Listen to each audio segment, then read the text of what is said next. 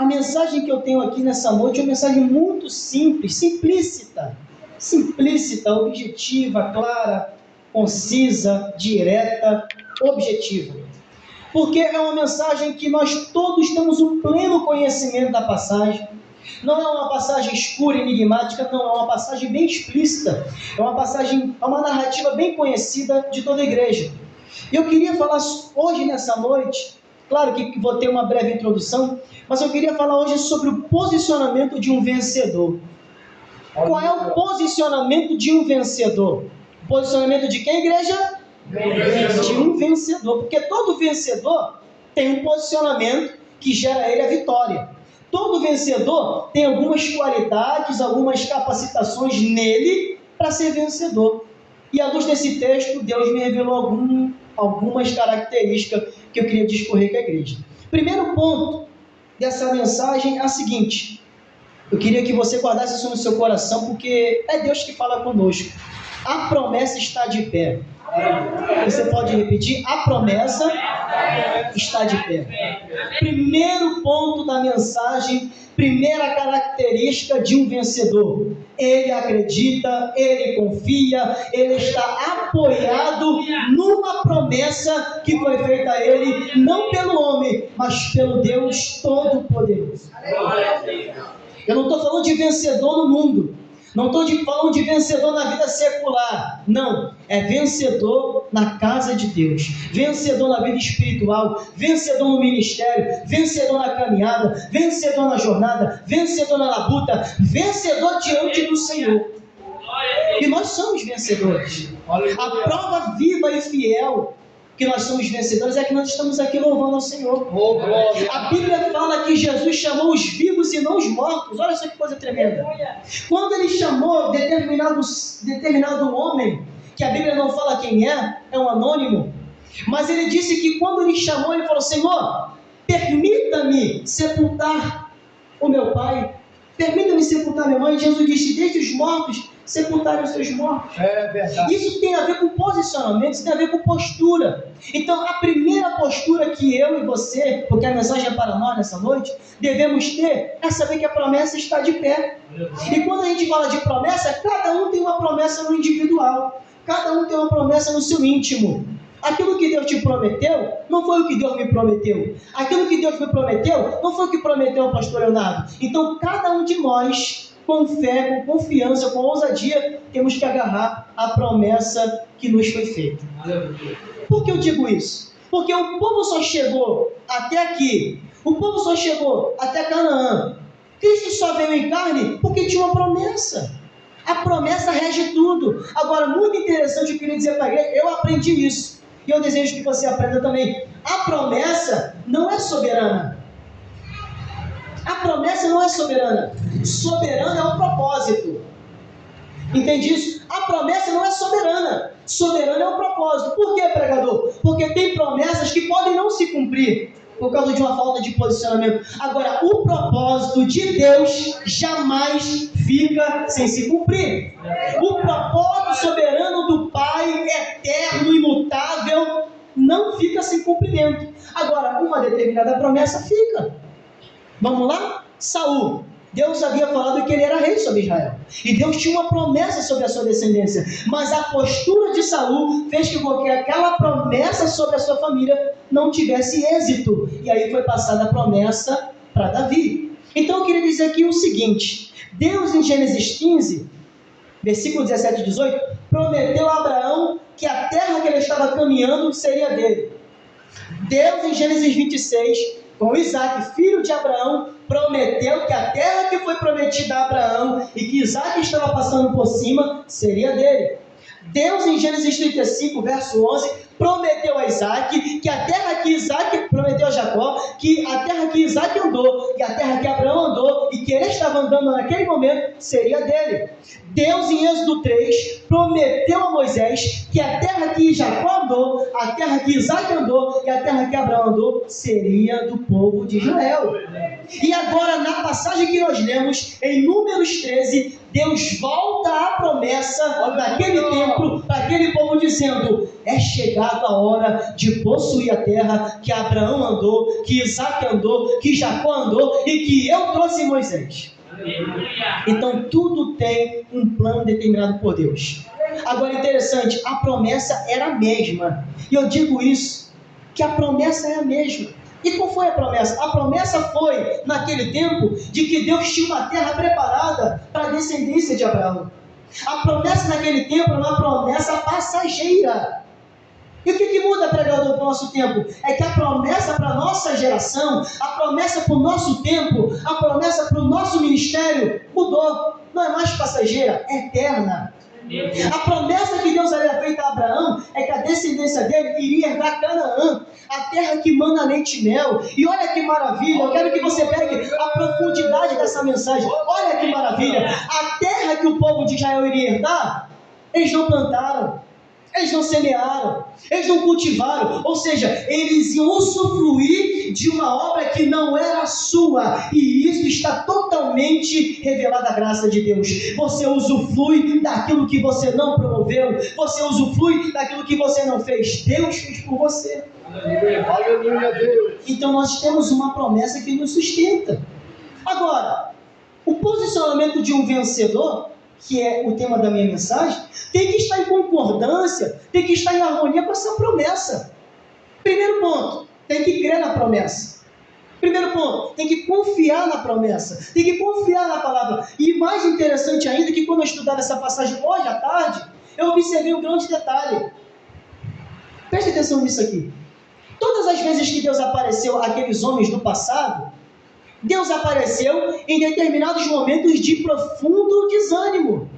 Quando Deus apareceu a Abraão em Gênesis 15, lhe prometendo uma abundante geração, uma abundante semente, Abraão estava desanimado. Se você ler Gênesis 14, Gênesis 15, você vê que o semblante de Abraão estava descaído. E ali Deus se apresenta a Abraão dizendo: Abraão, olha o céu, quantas estrelas, está vendo? Consegue contar? Não, Senhor. Então essa será a tua descendência.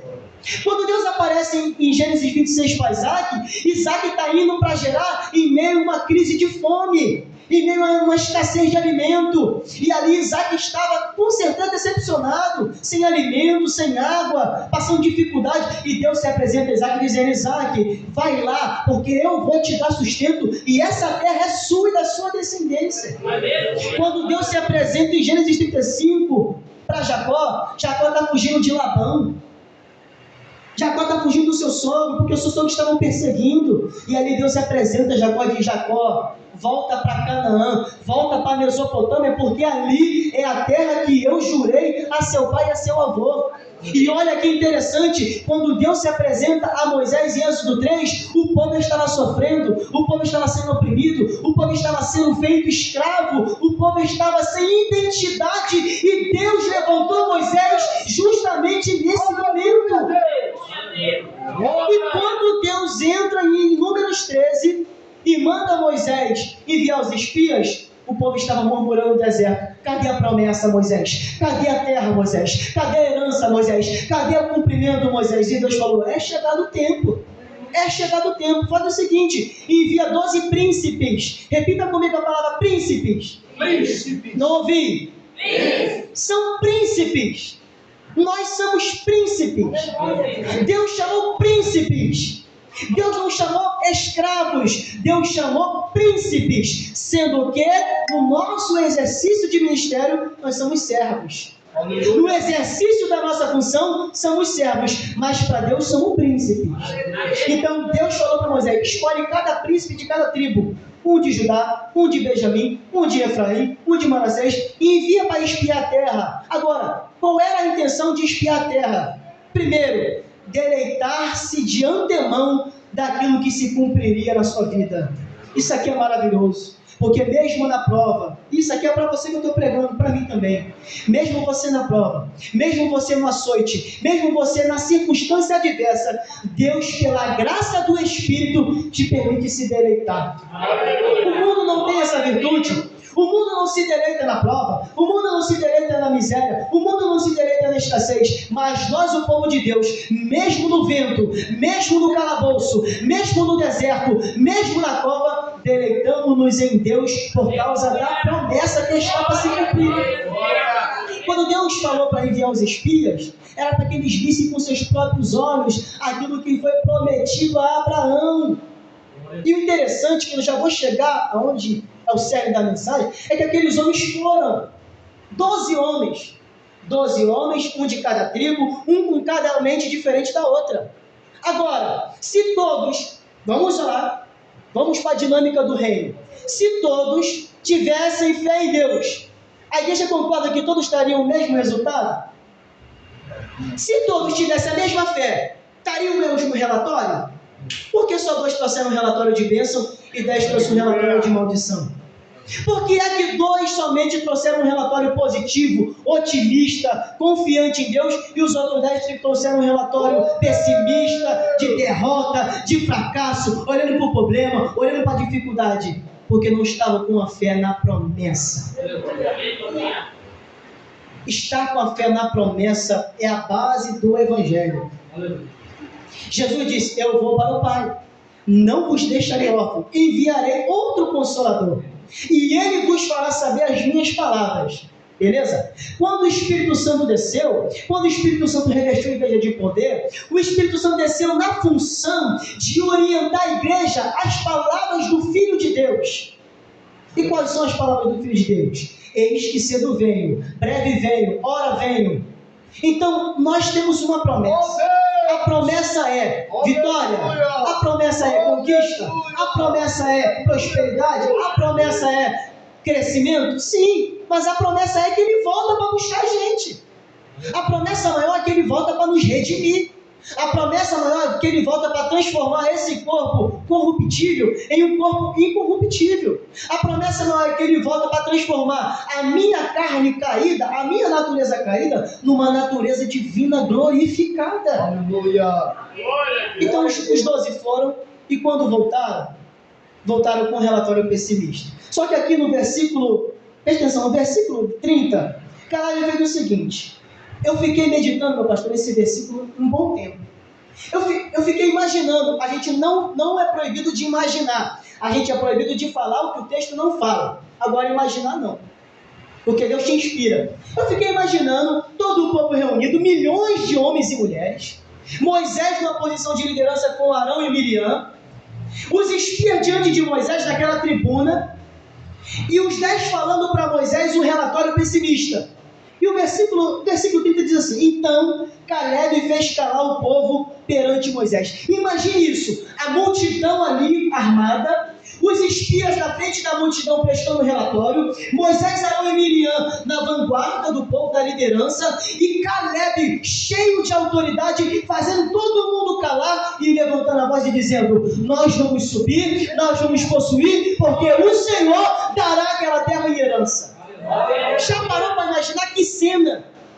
Já parou para imaginar que momento terrível?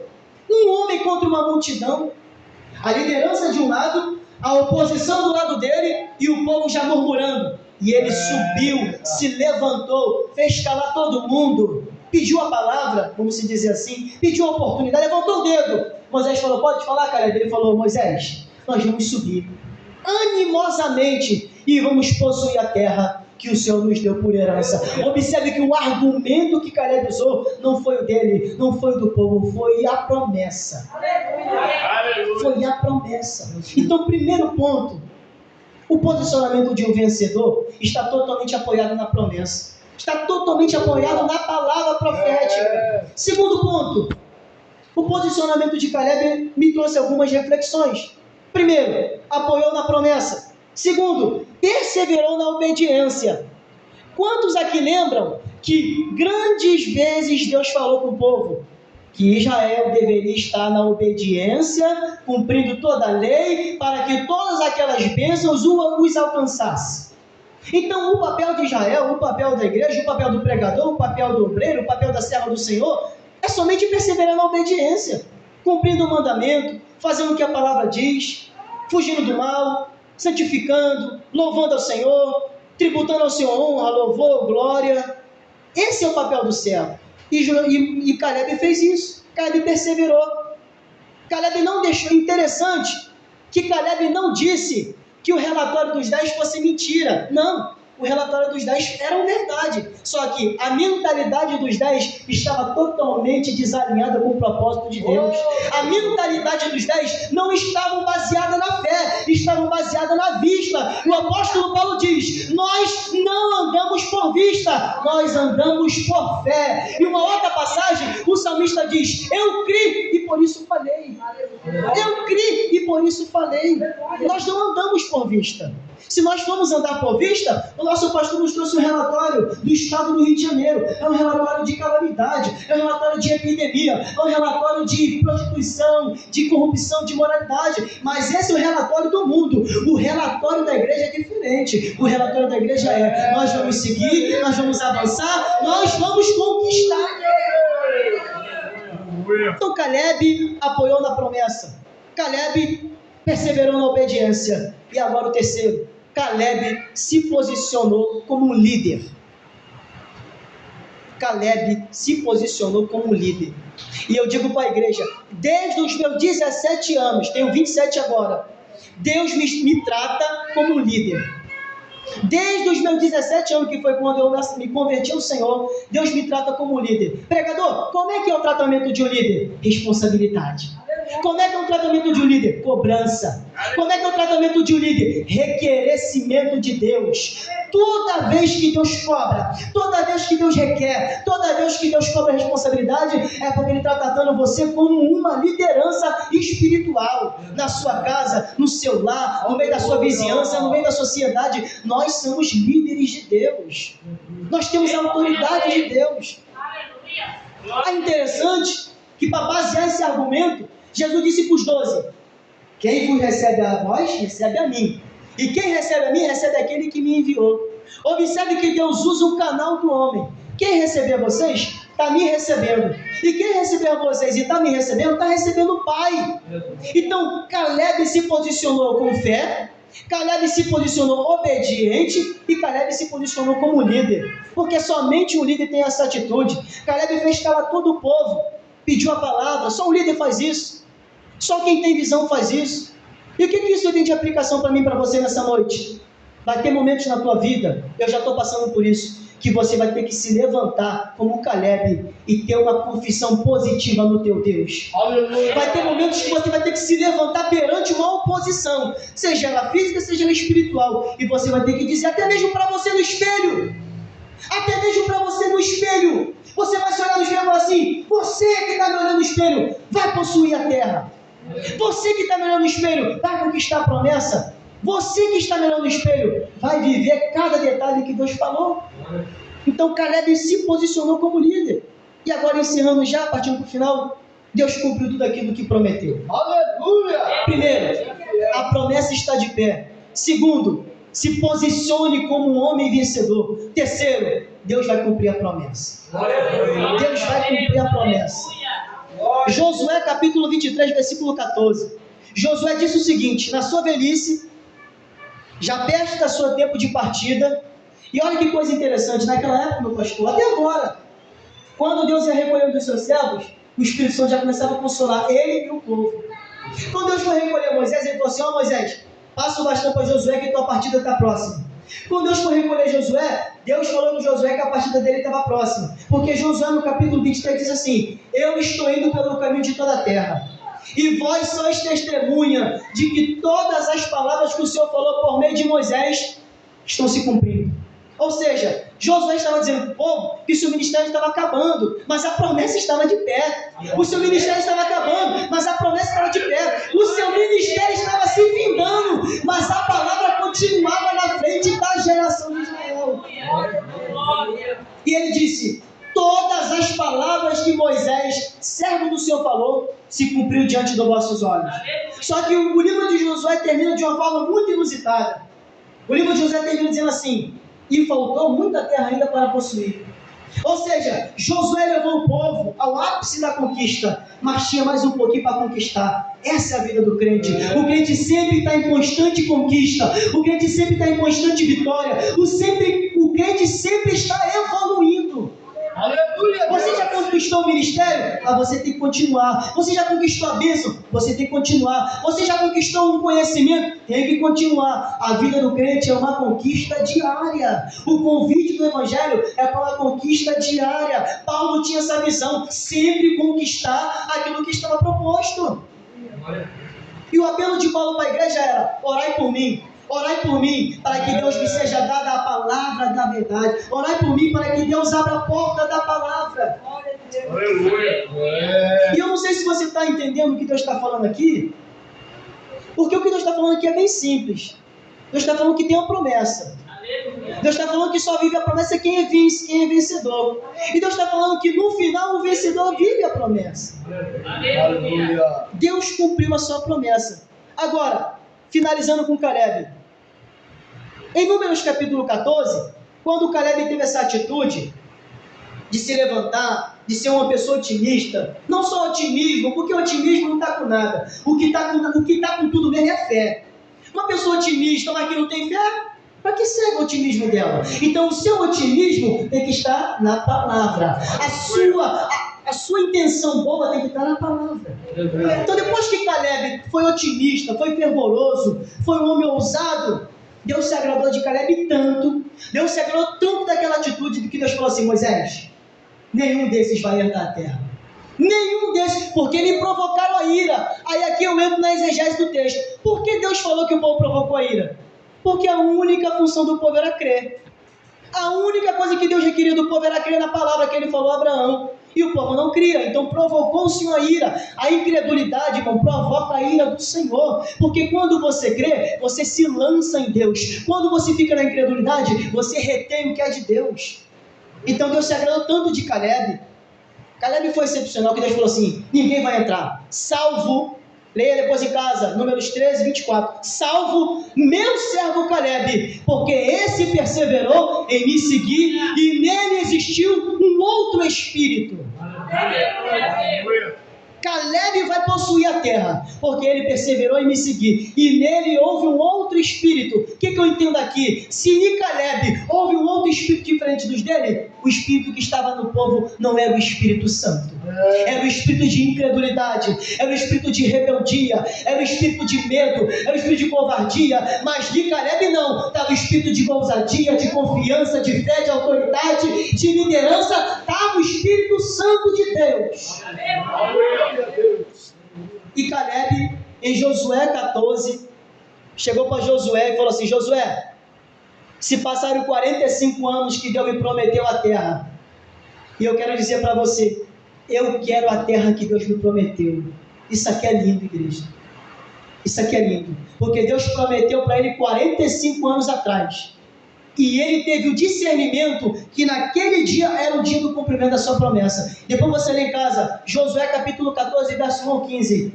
Ele chegou para Josué perante a congregação e falou assim: Josué, dá-me a terra que o Senhor jurou que me daria.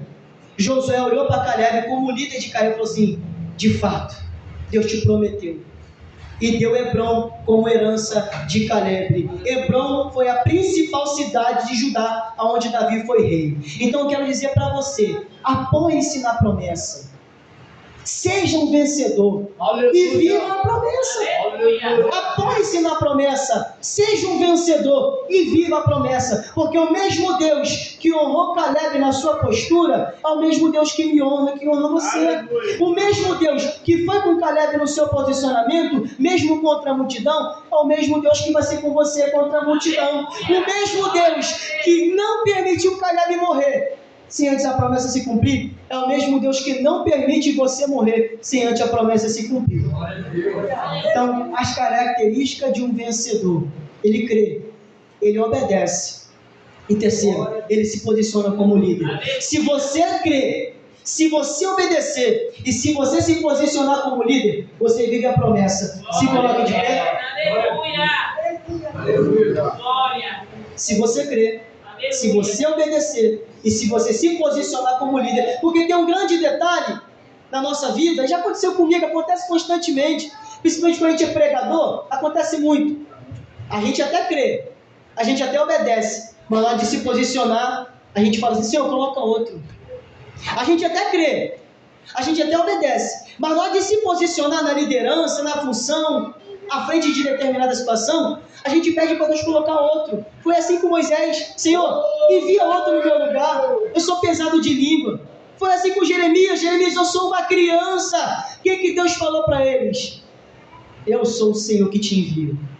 Eu sou o Senhor que te envio.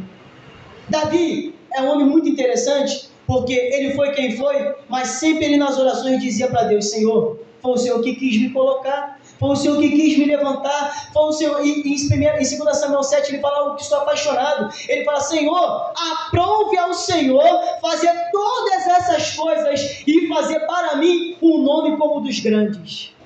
Então, creia na promessa, obedeça e se posicione como a liderança, e você irá alcançar a promessa do Senhor. Eu agradeço a oportunidade em nome de Jesus.